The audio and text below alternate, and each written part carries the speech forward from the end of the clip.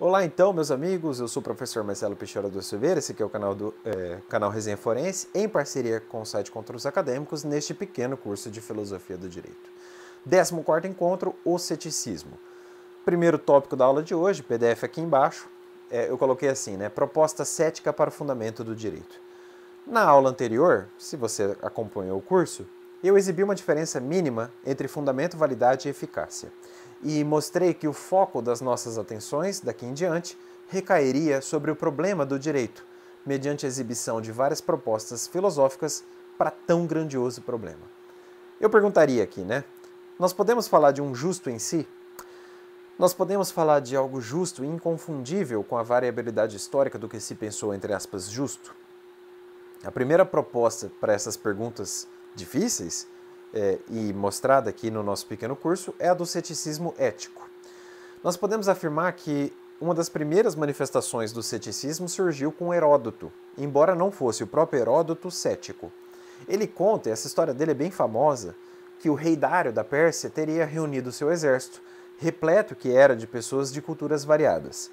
E aí primeiro o rei Dário perguntou: o que vocês acham do costume de queimar os mortos? Os gregos, de um lado, afirmaram que era a solução, ou melhor, a única solução, para resolver o problema de um corpo já sem vida. E aí o rei perguntou: mas o que vocês acham do costume de comer os mortos? E para essa pergunta os gregos ficaram aterrorizados, enquanto que o povo da Índia, o povo hindu, achava completamente natural. E eles achavam uma aberração queimar os corpos. Então essa divergência de respostas entre gregos e indianos, na história contada por Heródoto, já mostra bem uma variabilidade ética e também jurídica, porque não de povos. O que faz o cético contestar o justo em si, um conceito transcendental de justo. Tá? Esse é o grande debate aqui hoje. Essa diferenciação, ou melhor, essa diferença, né, fez o Heródoto concluir que cada povo tem, a respeito dos problemas práticos, uma apreciação diversa. Seria impossível afirmar qual é verdadeiro. Trata-se de um tipo de reflexão que se repete com o helenismo. Os sofistas contestaram a existência de um justo em si, justamente, né? Um trasímaco dirá que o direito positivo seria o resultado da vontade dos mais fortes. Eu peguei uma passagem de uma enciclopédia de filosofia dos seus autores, aqui de autoria do Niels Rauhut, em que ele escreveu, e peço desculpas pelo meu inglês enferrujado, preciso praticar mais, mas ele escreveu: In ethics, Thrasymachus, acho que é assim que fala, ideas have often been seen as the first fundamental critic of moral values. Thrasymachus instance that justice is nothing but the advantage of the stronger seems to support the view that moral values are socially constructed, are nothing but the reflection of the interests of particular political communities. Como consta do diálogo platônico da República, o justo seria o vantajoso para o mais forte. Isso seria Trasímaco, tá? De maneira que o justo será sempre a vantagem do mais forte. Já um Calícles, ou Calícles, porque não é proparoxítona, não tem acento no K ali, né? Acho que é Calícles, dirá que o direito é o resultado da defesa dos mais fracos. Os mais fracos, unidos, estabelecerão os preceitos que impedem o abuso da força. O mais forte estaria, portanto, obrigado à obediência legal. É engraçada essa diferença de perspectiva, né? A contradição das teorias tem o pecado de reduzir o problema do direito a um problema de forças. Trata-se de uma colocação implicitamente cética, e o ceticismo ganha força real quando passa a contestar a própria possibilidade de determinar, nos casos concretos, o que se deve entender por lícito ou legal. Pirro de Elis defendeu tal posição. Tanto faz a lei A ou a lei B. Jamais saberíamos qual delas é verdadeiramente justa. Daí a atitude da ataraxia. Vocês ouvem falar de ataraxia estudando ceticismo em geral. Ou seja, despreocupação ou freedom from worry, como escreveu Richard Bett, também numa enciclopédia filosófica e também dos seus autores. O pirronismo, né, que vem de Pirro de Elis, é o ceticismo máximo, né? Freedom from worry. Livre de preocupação, despreocupação. Daí sucede a palavra efectico, do grego gnósticos, acho que é assim que fala, que suspende o juízo. Termo empregado, e agora eu estou lendo aqui o fantástico dicionário do Mário Ferreira dos Santos, pelos pirrônicos, céticos, para chamar a sua posição, que aconselhava suspender o juízo, o julgamento, pela incapacidade humana de alcançar a verdade. E o Mário Ferreira dos Santos, numa passagem anterior, lembra que as doutrinas de Pirro de Elis foram expostas em poesias satíricas de Timon de Fleonte. Aliás, esse dicionário do Mário Ferreira dos Santos é um absurdo, é impressionante o conhecimento do cara. Pode-se afirmar que o ceticismo tem 3 espécies de argumentos. Eles foram resumidos pela figura de Carnéades, importante por ter viajado para defender suas ideias em Roma, junto de Critolau e Diógenes, numa espécie de missão diplomática dos atenienses em terras romanas, e sobre esse assunto eu coloquei um texto de um nome que eu nem sei pronunciar, eu acho que é Inchaurradieta Ormazabal. Acho que ele é espanhol, pelo que eu entendi, mas eu coloquei a referência aí, tem o link, vale a pena, o texto do cara é completo, é muito bom. E lá, o Carnéades realizou 2 conferências, 2 palestras, tratando do justo e da justiça em si. É engraçado, na primeira conferência, o Carnéades sustentou que existe uma justiça em si, exibindo todos os argumentos que favorecem essa tese. Então, primeiro ele mostrou uma tese. No dia seguinte, ele veio com uma tese completamente ao contrário, né? Parece a dialética do Santo Tomás de Aquino. E na segunda conferência, peço desculpas, alguém abriu a porta aqui, ele sustentou uma tese diferente, né? Ele disse que o justo não há, ou melhor, não há justo em si, e que o justo varia no tempo. Nessa segunda conferência, o Carnéades resumiu os 3 pontos centrais dos céticos. Primeiro, não é possível falar-se injusto em si, pois podemos verificar leis contraditórias entre nações e mesmo dentro das nações. Se o justo fosse o justo por natureza, não haveria mutação contínua da legislação positiva. Segunda, ainda que fosse possível uma justiça em si, ficaríamos na mesma situação, já que cada um sente a justiça a seu modo. O sentimento de justiça varia de homem para homem. Terceira, ainda que exista um só critério de justiça, e ainda que o sentimento de justiça seja um só, enfrentaríamos na realidade o conflito do justo com outros valores, do dever de justiça com outros deveres. O Carnéades teria lembrado a diferença entre sabedoria e justiça. Quem tem um escravo que foge com frequência, né, servos fugitivos, se pretender ser justo, não poderia ocultar essa qualidade de fujão no momento de uma venda. Mas a sabedoria não aconselha revelar esse defeito. No conflito entre o ditame da justiça e o imperativo da sabedoria, seria mais conveniente ser sábio. Ele também teria cravado distinção entre o justo e o útil com o exemplo da tábua e da salvação. Um homem mais forte, se fosse justo, teria de respeitar o homem mais fraco, que alcançou a tábua muito antes dele.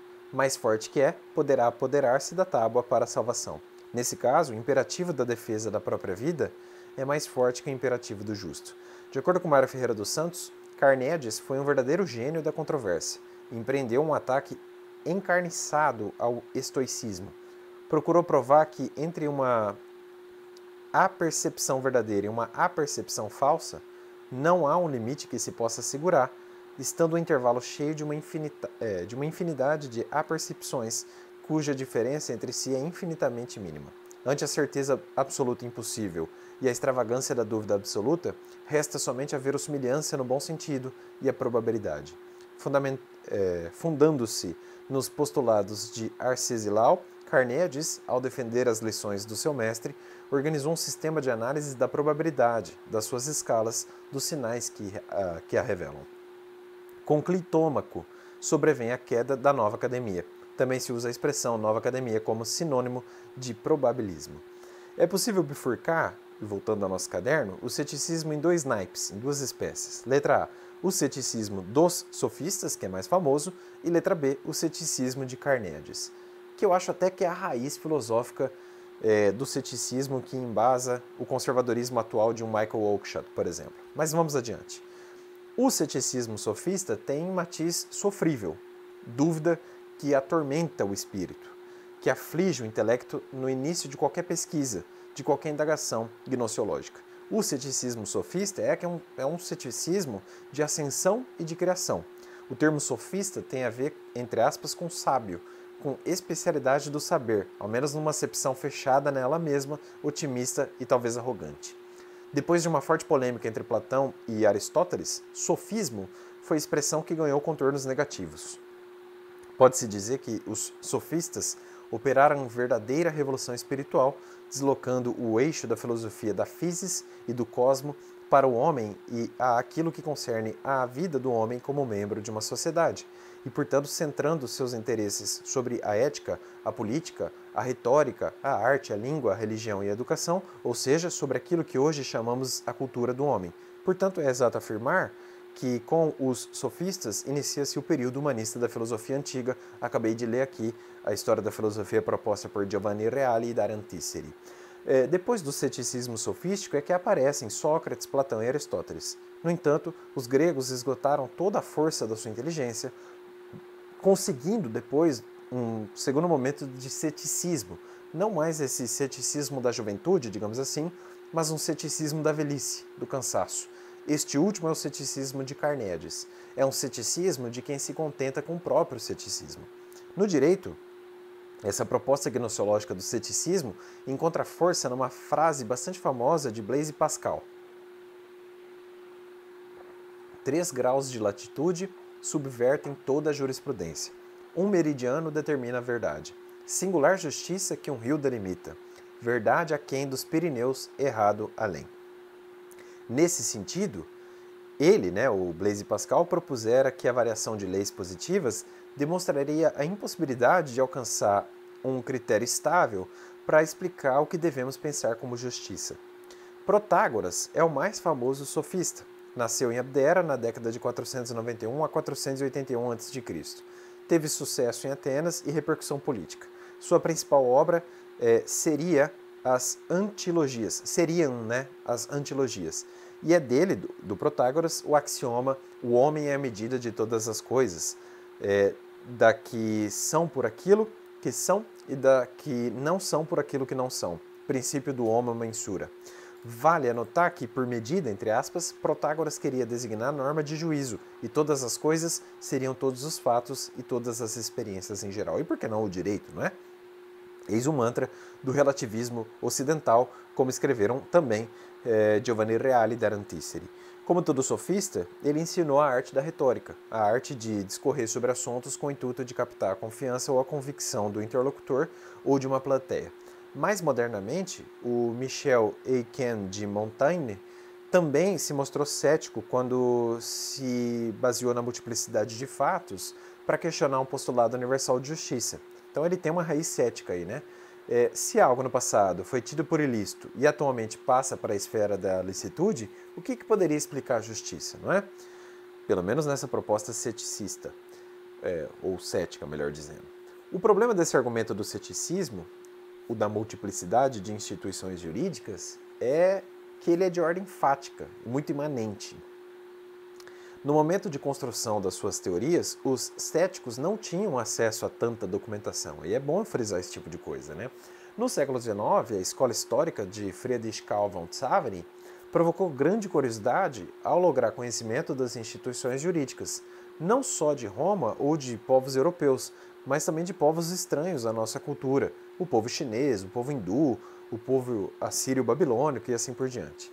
Daí emanou uma etnologia jurídica, sobre a qual merece menção a obra pioneira de Johann Jakob Bachofen, ou Bachofen, acho que fala assim, Bachofen, né, alemão, das Mutterrecht, de 1861, e no mesmo ano de Henry James Sumner Maine, Ancient Law. E aí eu coloquei uma passagem do Norbert Rowland, uma obra sobre antropologia jurídica, uma obra lá de Paris, falando sobre esse assunto. Eu não vou me arriscar a ler francês aqui de novo não, mas ele fala justamente desses autores. Com o passar do tempo, surgiram correntes de pensamento demonstrando que, na verdade, cada grupo cultural lograria um desenvolvimento, uma evolução. Gradativamente surgiram instituições jurídicas, de modo que há, sim, uma unidade substancial e constante na história do direito. O fundamento do direito não está propriamente no ser, mas no dever ser. Logo, a razão última do dever ser seu a priori, não é afetado por variações culturais de aqui e ali. A sanção de um crime qualquer ser diferente numa e noutra nação não muda o fato de haver um conceito anterior de sanção. Um conceito anterior de crime, um conceito anterior de regra, um conceito anterior de norma, um conceito anterior de juridicidade. A casca da imanência normativa, que evidentemente varia no espaço e no tempo, não atinge a transcendência do direito. Assim, o ceticismo jamais afetará a legitimidade filosófica do fundamento do direito. A regra ultrapassada de uma tribo que legitima a morte de um semelhante é a casca imanente e temporal irrelevante para o nosso direito, ou melhor, para o nosso objeto, né? O direito transcendente que é. A crítica cética até parece atingir a escola justnaturalista, mas não desfaz a legitimidade filosófica do fundamento do direito. Por outro lado, até faticamente podemos pensar num sentimento do justo, até no âmbito de psicologia jurídica. John Stuart Mill, por exemplo, reduziu o justo ao útil. Para o John Stuart Mill, justiça seria um nome apropriado para certas utilidades sociais que são muito importantes. Utilidade e felicidade seriam os objetivos da justiça, pura e simplesmente. No entanto, queixava-se Mill, critérios de certo e de errado em tempos de especulação poderiam obstaculizar uma boa compreensão de um sentido adequado de justiça. A palavra justiça, para Mill, era poderosa, parecia ser clara, desprovida de ambiguidades, alcançando miríade de instintos inerente à qualidade das coisas. Existiria na natureza de modo absoluto. Eu li aqui Arnaldo Sampaio de Moraes Godoy. Da mesma época, poderíamos citar ainda o evolucionismo de Herbert Spencer, o qual influenciou, no Brasil, juristas como João Mendes Júnior e João Monteiro. Eu acabei de ler aqui, e com riquezas, Miguel Reale. Sobre o assunto, escreveu Mário Ferreira dos Santos o seguinte: em Kant, a consciência é identificada como o princípio último da razão prática e como tal distinta dos juízos morais particulares. Tem, segundo ele, um caráter objetivo, quer dizer, a consciência não pode ser educada, embora admita que possa haver dúvida e erro sobre se algo é um dever ou não. Mas educação de consciência, entre aspas, pode significar muita coisa, entre outras um desenvolvimento da consciência de uma raiz dada e, neste sentido, ainda diz bem com um caráter de objetividade. Stuart Mill, Spencer e outros insistem no desenvolvimento gradual da consciência individual sob a influência do meio, e a sociologia tende a revogar a consciência para si como uma magnitude de ordem sociológica. Quanto à constituição intrínseca da consciência, os moralistas ingleses geralmente opinam que aquela é precedida por uma resposta emocional e ativa às condições do meio, na forma de uma variedade de sentimentos morais e quase mortais, ou melhor, e quase morais, e que o acesso do elemento racional e reflexivo caracteriza só a última frase, que promove a formulação de um princípio racional. Essa doutrina explica satisfatoriamente as divergências históricas regionais e individuais que há na formação dos juízos morais. Contudo, a influência social no desenvolvimento da consciência exerce só nos estados primários esse domínio absoluto, sendo superada nos estados posteriores em virtude da penetração racional da vida moral. Eu li aqui, repito, Mário Ferreira dos Santos, o seu Dicionário de Filosofia e Ciências Culturais. Se a história do direito e a etnologia jurídica mostram variedades jurídicas de tempo e de espaço, o direito se mostra presente o tempo todo. A multiplicidade de sentimentos do direito e do justo só comprovam que existe sempre um sentimento, qualquer que seja, de justo e de jurídico. Onde há ser humano, há alguma sensação de justiça. Aquela terceira objeção do Carneades, ainda que exista um só critério de justiça e ainda que o sentimento de justiça seja um só, enfrentaríamos na realidade o conflito